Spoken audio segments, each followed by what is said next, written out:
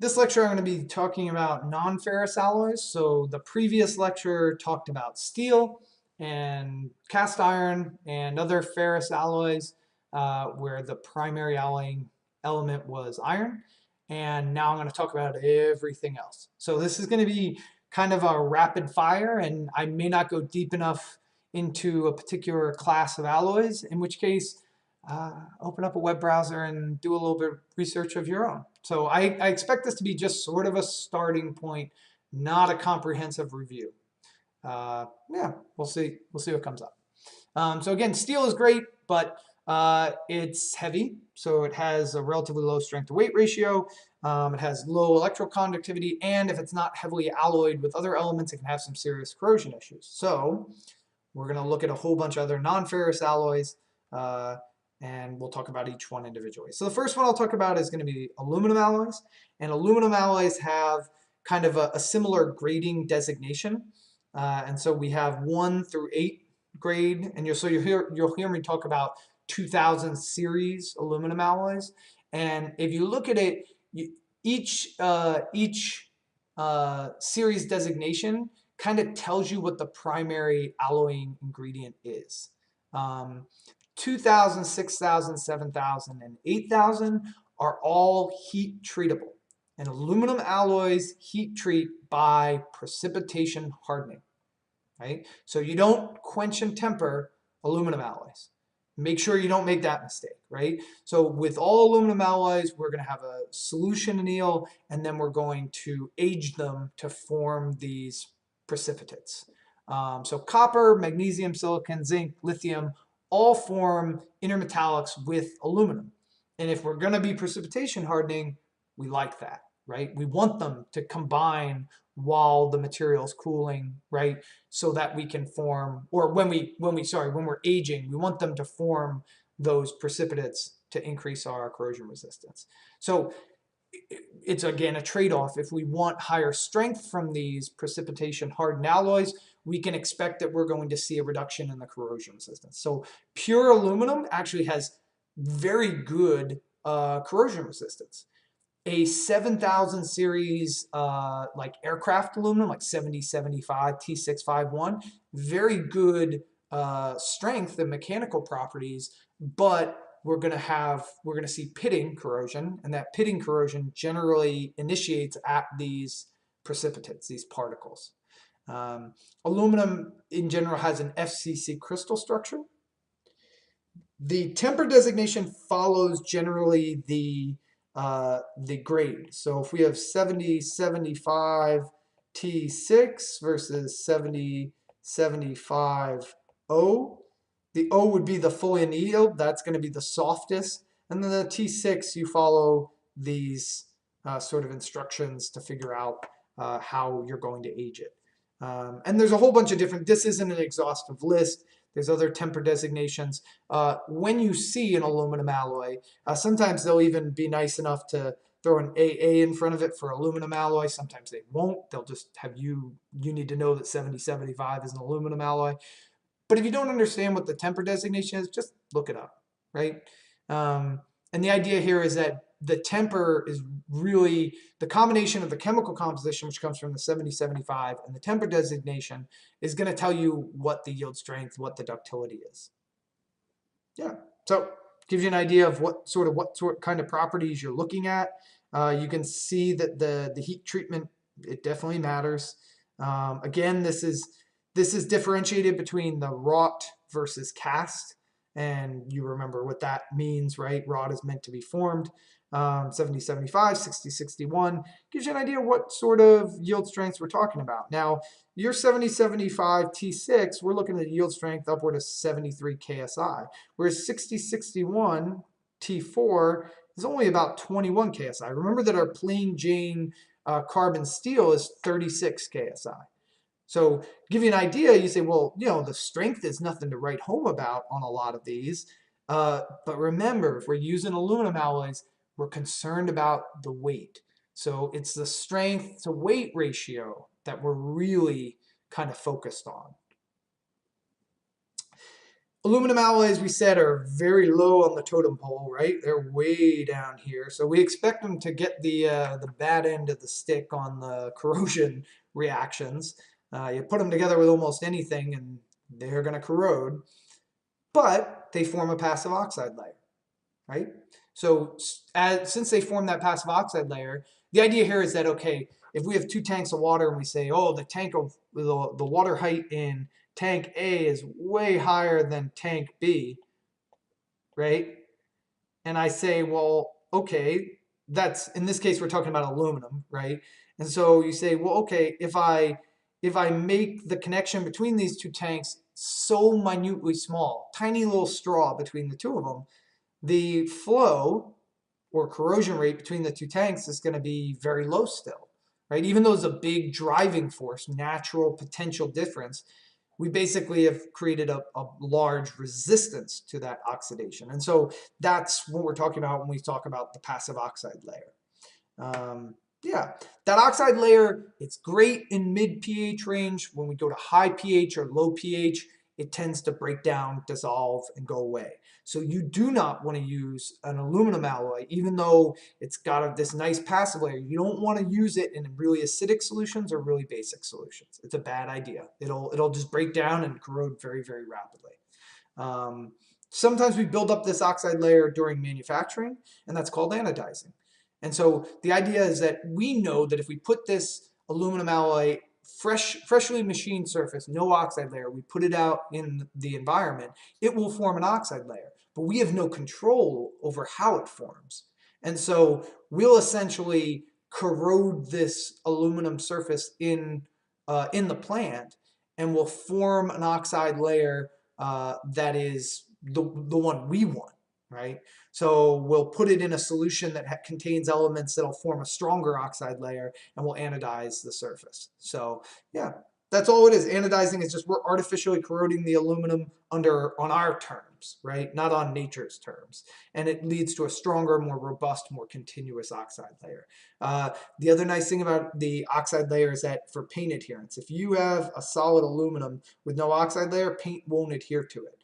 Whereas if we have anodized the surface, right, and we have an aluminum oxide layer, basically this tends to be a little bit porous and rough, and paint will adhere to it. So we'll be able to paint the surface of our aluminum. So sometimes we're anodizing for additional corrosion resistance. Sometimes we're just anodizing it so that we can paint it and have the paint stick. Magnesium alloys actually end up showing up in a lot of the same places that aluminum alloys will show up.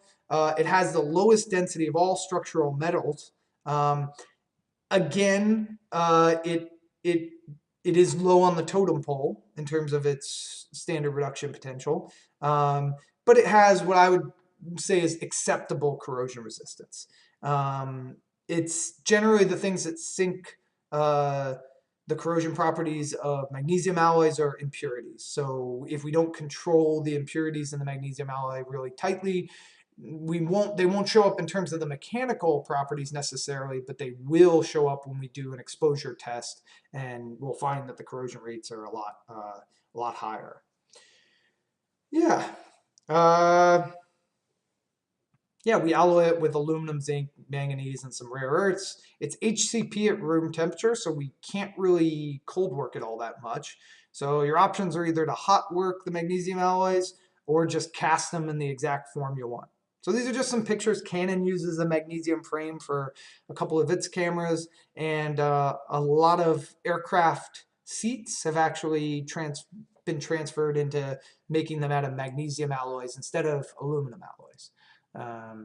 Yeah, so usually we're talking about non-critical in terms of mechanical stress. So we're not talking about highly stressed components. You wouldn't turn around and build a wing structure for an airplane out of magnesium alloy. Probably not. You'd choose an aluminum alloy for that because they tend to be stronger. Magnesium alloys are great for lower stress applications where you're very concerned about the actual weight of the material and the strength to weight ratio. So again, looking at the yield strengths, nothing to write home about, but you know, we have significant we have significantly lower weight. So we do make some aircraft forgings out of this. There's some other things that we make out of magnesium. Uh, yeah, they kind of dovetail well with aluminum alloys, but aluminum tends to win out for higher strength applications. Titanium alloys. So we generally have two different classes of titanium alloys. We have titanium alloys that are specifically formulated for their corrosion resistance, and those alloys tend to be relatively low strength, actually, nothing to write home about. And then we have high strength titanium alloys that are specifically formulated for their mechanical properties and whose corrosion properties are nothing to write home about. So that's usually when you see titanium alloys sort of listed out, you can generally look at the mechanical properties and say, figure out which ones are going to have the better corrosion resistance. So the pros, they're light, relatively strong, right? So they have a high specific strength, which is strength would be like the yield strength to the density. They tend to be corrosion resistant, at least the corrosion resistant grades tend to be corrosion resistant at low to moderate temperatures. This is really important, right? Titanium alloys do not do well at high temperatures, right? So high temperatures, no go for titanium alloys. Titanium alloys form a passive oxide layer, and that passive oxide layer becomes largely unstable at higher temperatures. At higher temperatures, they oxidize very readily, and they will suffer from pretty much rapid oxidation failure. So titanium, great for lower temperatures. And when I say lower temperatures, I mean, aqueous corrosion temperatures. So less than the boiling point of water, right? Less than 100 C.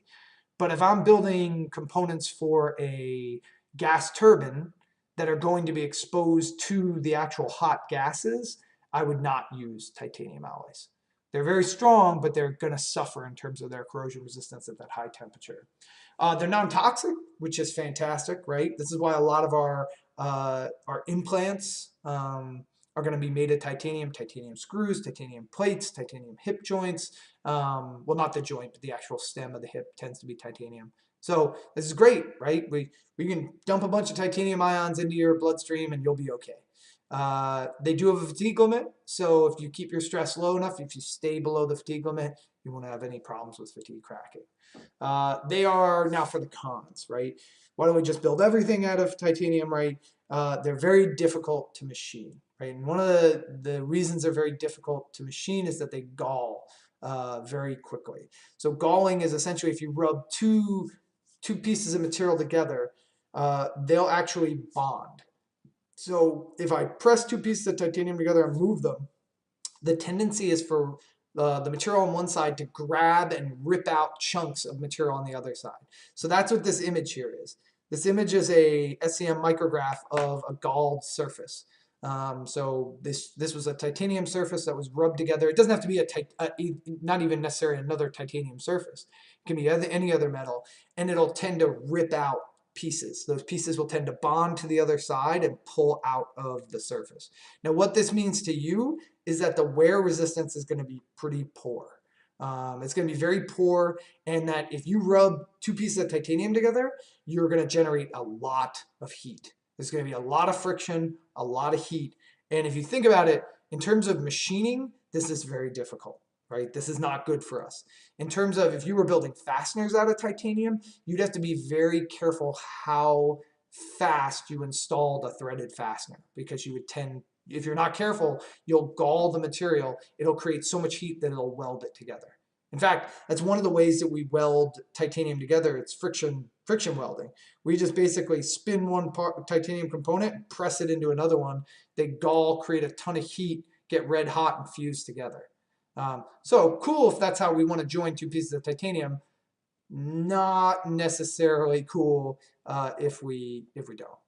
So they're nearly impossible to cast. So we generally use sort of hot isostatic pressing. We'll take a bunch of titanium particles and we'll sinter them together essentially under high pressure and high heat.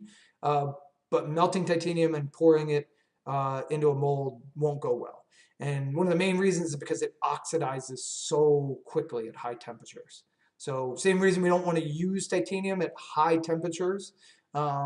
we have a trouble casting it. It's expensive because it's difficult to refine. So it's not rare. There's plenty of titanium in the Earth's crust. It's just difficult to make the titanium alloys. So that's what makes it more expensive. Depending on what titanium grade you're buying, plain Jane titanium like grade 2 is not actually expensive.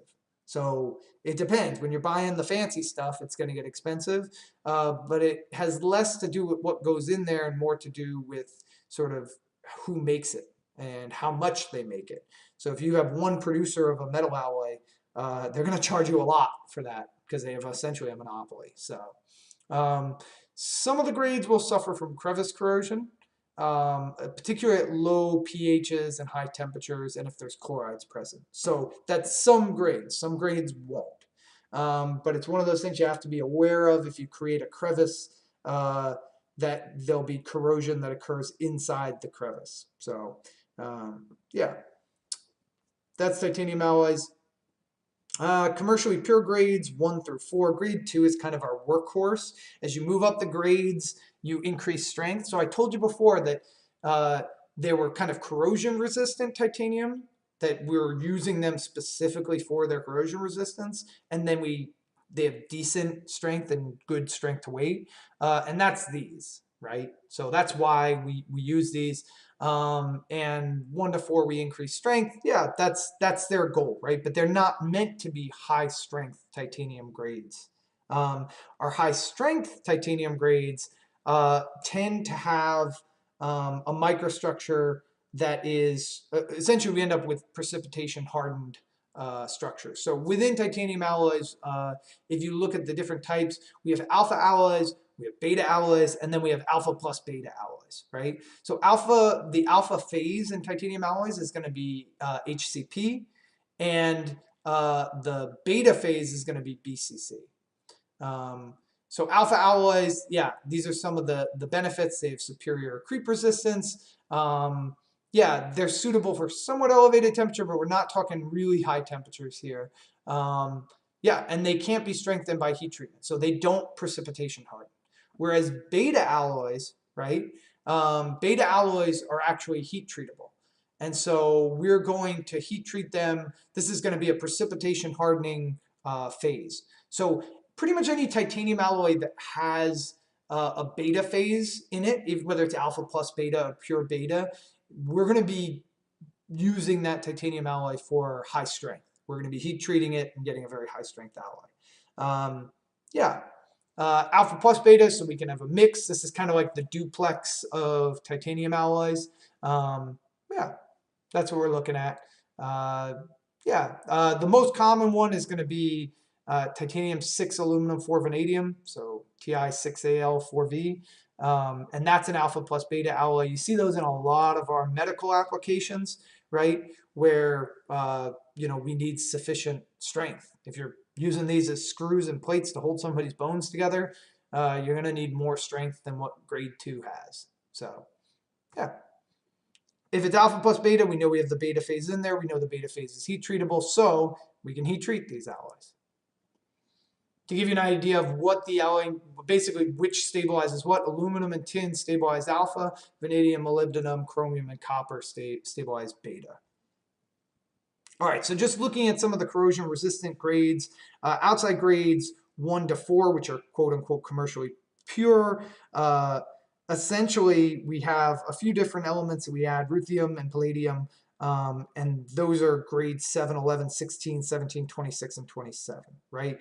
So we're going to have essentially adding those elements in there in order to enhance our corrosion resistance, and usually what we're trying to do is give better crevice corrosion resistance. So whereas a grade 2 maybe we build a grade 2 structure, we expose it to seawater at a higher temperature and it ends up failing by crevice corrosion, we might choose a grade 11 or grade 16, something with a little bit more corrosion resistance. Yeah, and some of the grades have their grade numbers, and then sometimes they're referred to by their sort of, don't want to call them trade name, but compositional names in here as well.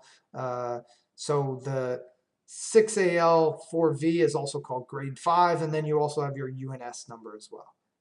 this gives you an idea of what you're gonna, what you might find these used in.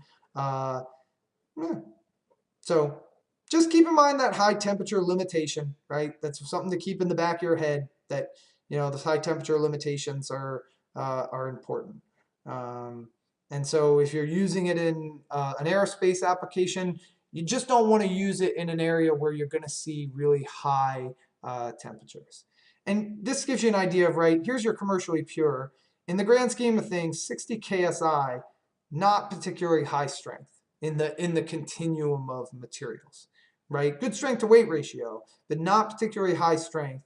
But it has excellent or very good aqueous corrosion properties. Whereas when you start to move up here, we're talking about a pure beta titanium alloy is going to have, 167 KSI is no joke.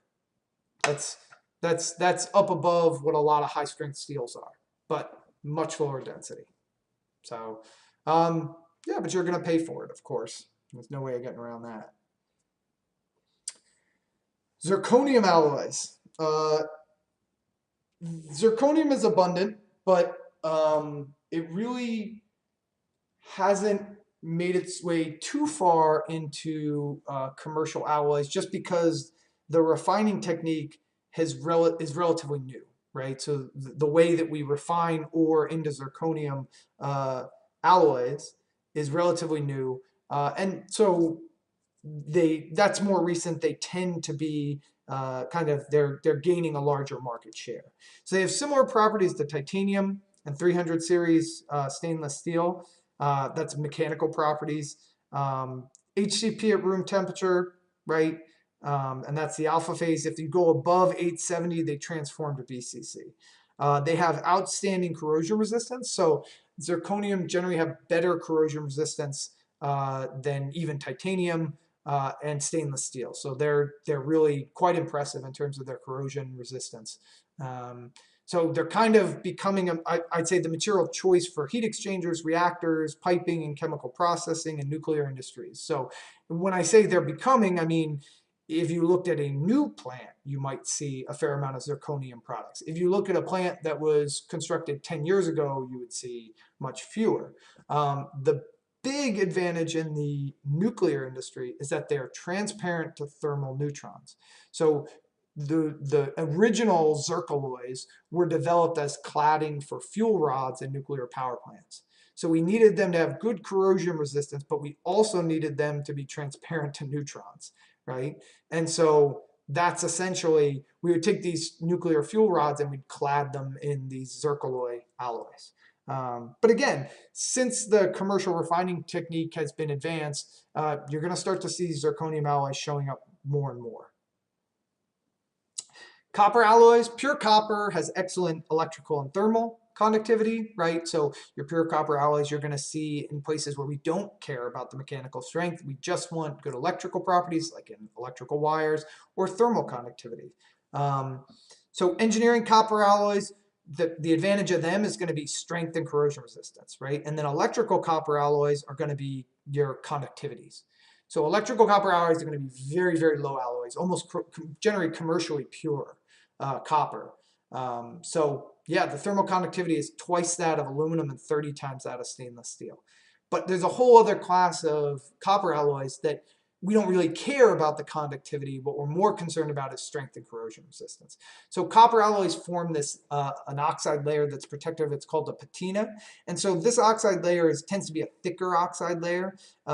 It's not thin. It's not an oxide film. And so if you've ever seen a copper roof that has that like teal color, that's the patina, right? And the formation of that oxide layer slows down the corrosion of the copper. They're especially good in chloride solutions. So we know that chlorides cause us problems in terms of corrosion for a lot of stainless steels, a lot of other alloys, titanium alloys. Chlorides give us trouble, right? Copper is kind of the exception. So copper alloys do very, very well in chloride-bearing solutions. And this is why you're going to see a lot of copper alloys in applications where you're going to be exposed to seawater, let's say. So a lot of ocean vessels are going to have a lot of copper alloys on them. You got to watch the velocity of your fluid flow. So we said we have this nice patina that forms, this oxide layer that forms on the surface, protects us from, slows our corrosion rate. But if the fluid velocity over the surface goes too high, it'll scrape it off. And then we get what's called flow-assisted corrosion or erosion corrosion, wherever that happens. So if essentially if you're going to use copper pipes to transport seawater, that's fine, that's great. But you got to keep the velocity down lower. You got to make sure that you're not getting even your local velocity at like orifices, stuff like that, doesn't get too high, because you'll scrape this patina off and you'll have a real bad corrosion situation. It has antimicrobial aspects to it. So it kills organisms, essentially. This is good and bad, right? Because on one sense, we're very nervous about dumping a bunch of copper ions into any sort of environment where we have living organisms, because they're poisonous, right? On the other hand, if we don't want organisms growing on a surface, making it out of copper is a good way to prevent that. So old ships a lot of times would have a copper lining on the hull to prevent barnacles and different sea life from growing on the hull. It wouldn't grow on the copper. And biofouling is actually a pretty serious problem if you're using seawater, pumping it through a heat exchanger to cool something off. The buildup of biological organisms and a biofilm on the surface will actually greatly decrease the effectiveness of your heat transfer. So if we make it out of a copper alloy, it tends to kill off the bugs, and we don't have that problem. It's FCC, and so we see good low temperature toughness. We don't see a transition temperature associated with it. Some of the copper alloys have a BCC phase as well, and so they're going to be less ductile at low temperatures. Yeah, highly ductile, but I guess that's kind of subjective. It depends on the alloy. The higher strength copper alloys will have a little bit less ductility, so it's going to be a trade-off.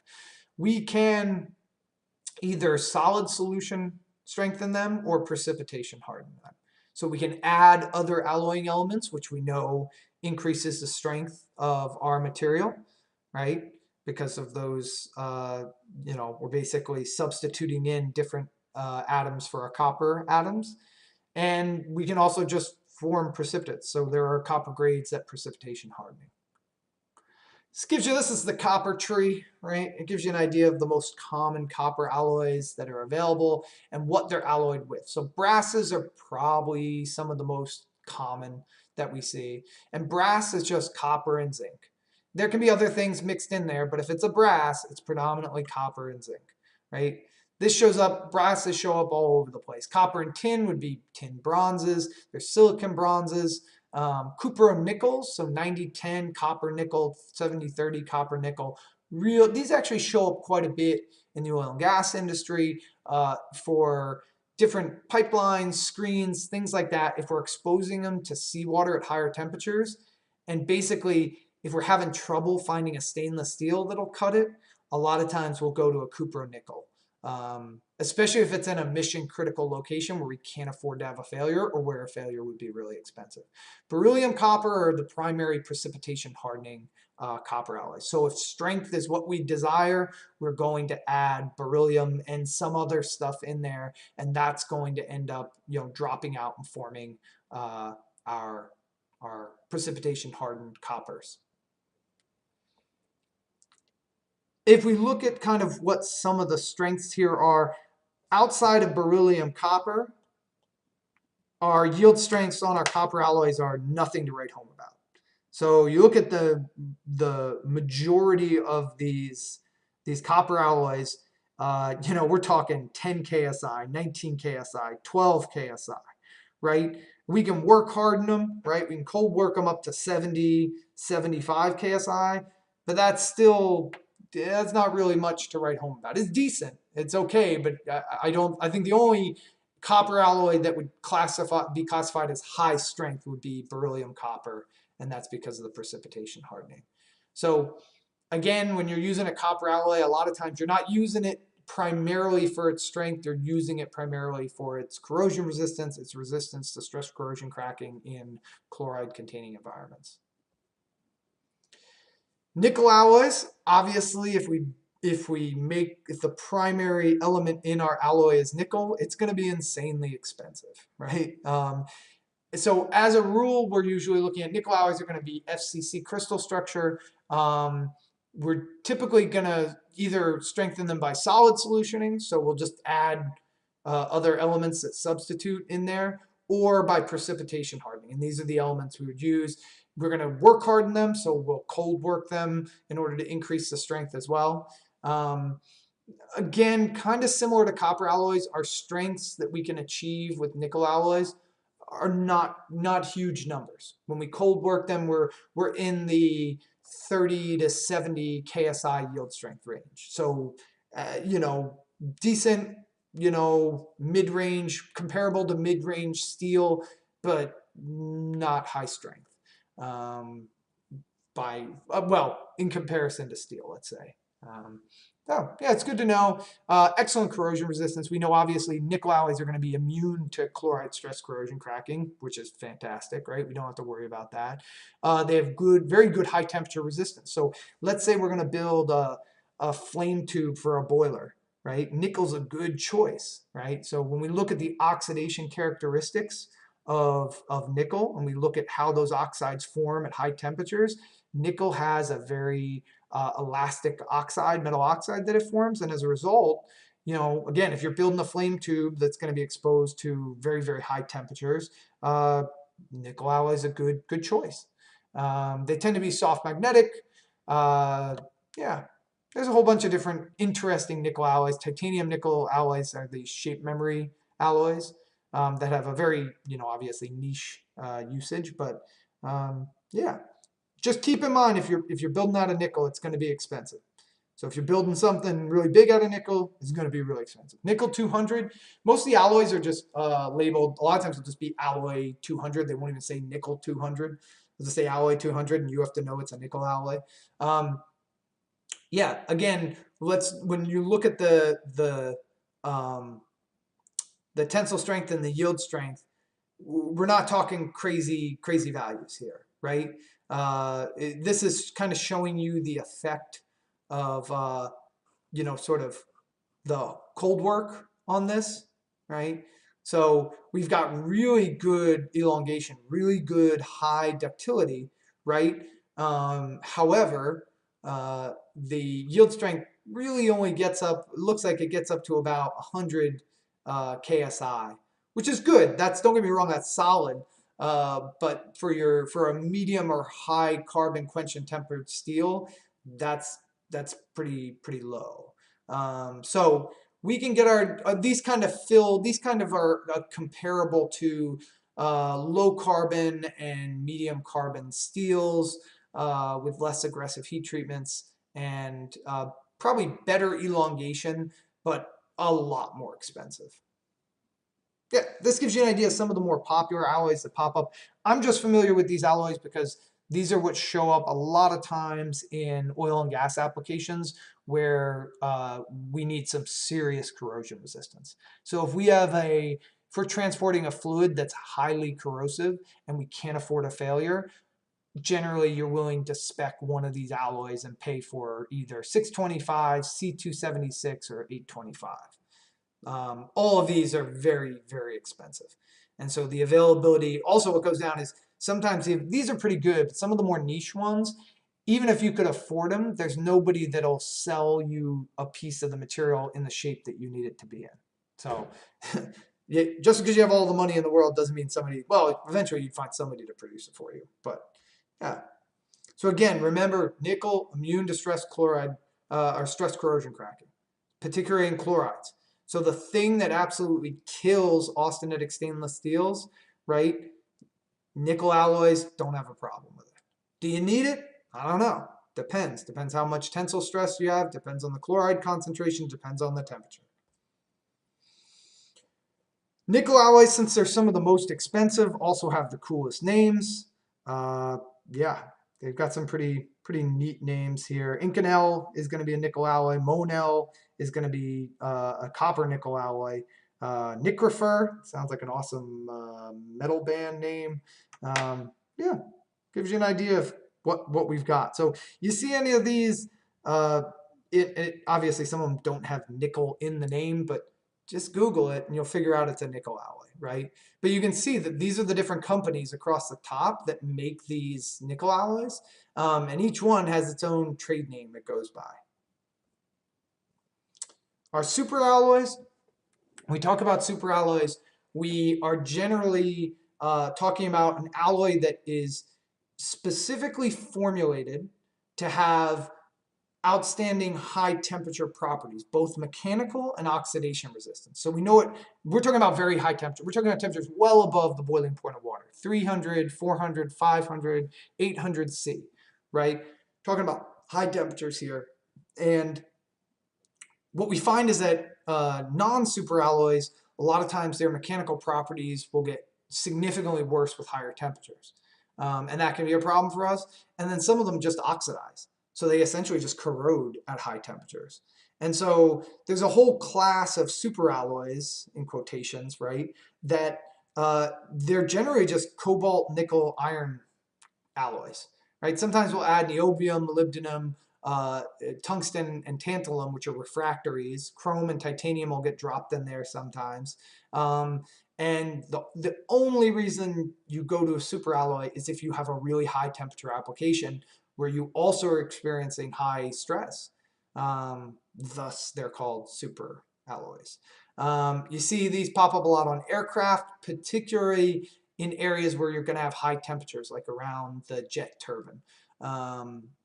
In steam engines, steam turbines, you'll see them as well. Any place where you're going to see really high temperatures and also high stress, yeah, you'll end up with a superalloy. So directionally solidified or single crystal, most of the times that's to improve the creep resistance. So we talked before about jet turbines and their the blades inside, the rotor and stator blades, and how a lot of times they're directionally solidified to decrease the creep rate. Our cobalt alloys, predominantly when we see cobalt alloys, it's usually in applications where we need wear resistance.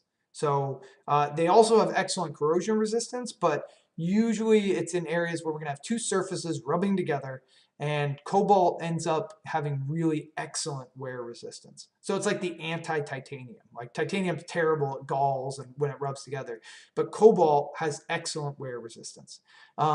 The one sort of downside of cobalt is it will absorb neutrons and become radioactive.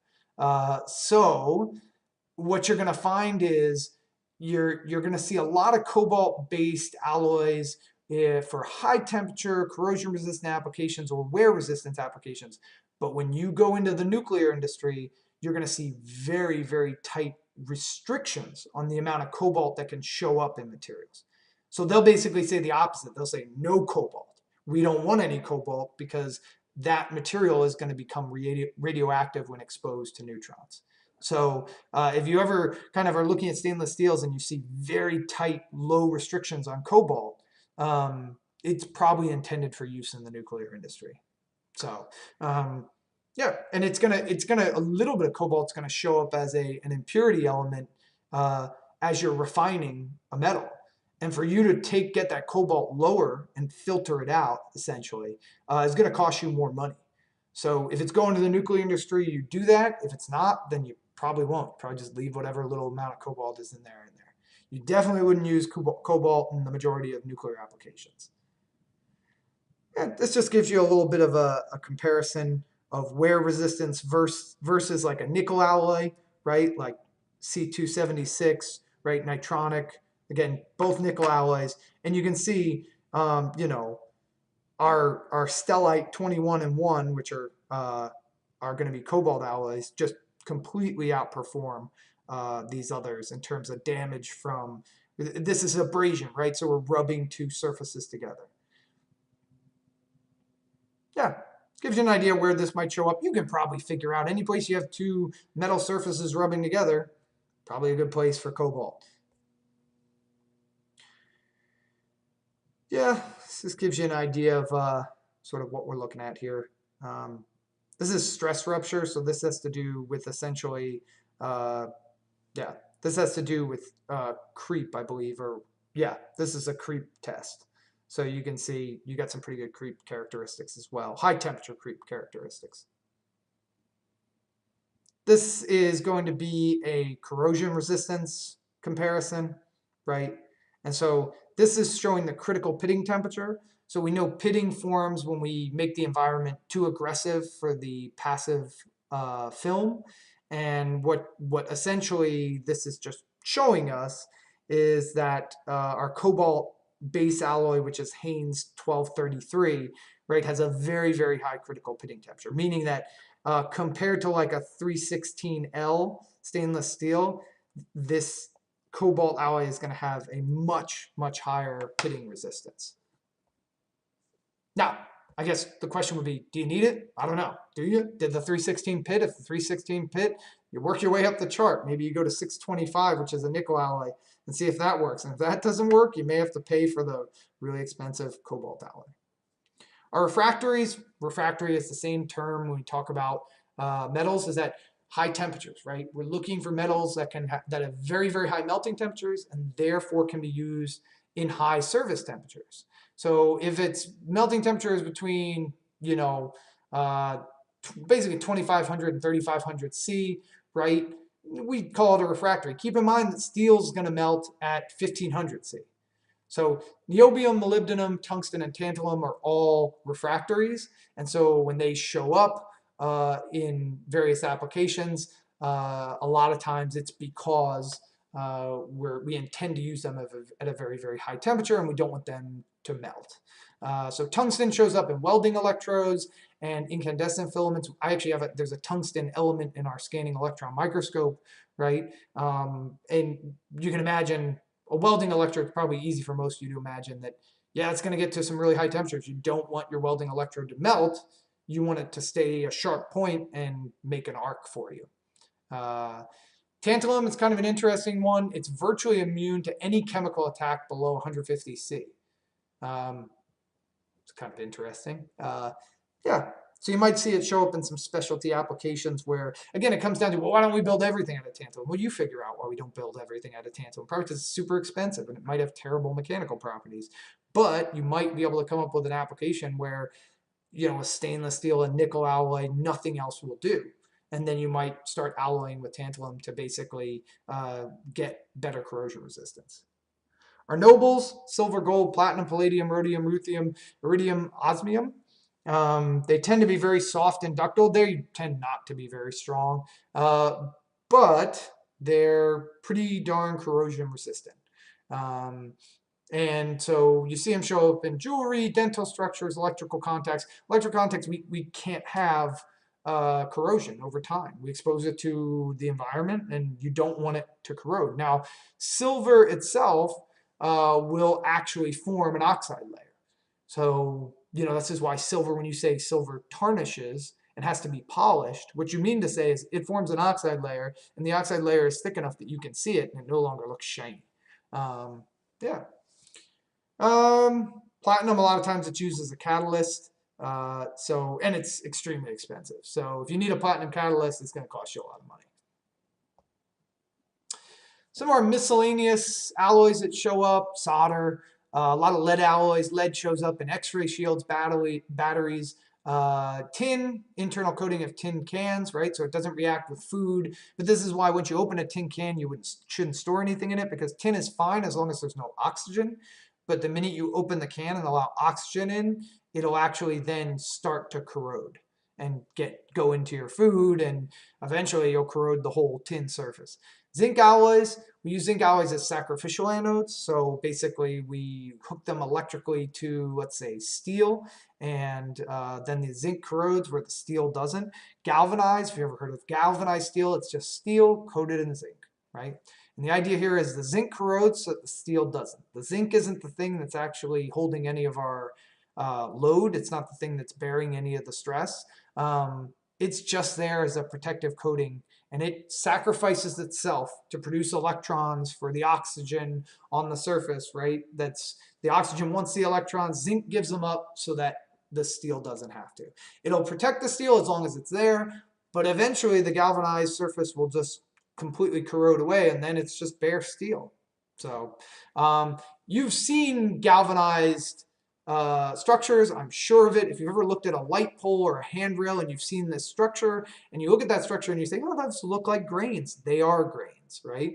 So lead, tin, and zinc all recrystallize. Their recrystallization temperature is at or below room temperature. So at room temperature, the grains of zinc will grow. And so that's what's happening. When we have a galvanized structure, the grains are actually growing.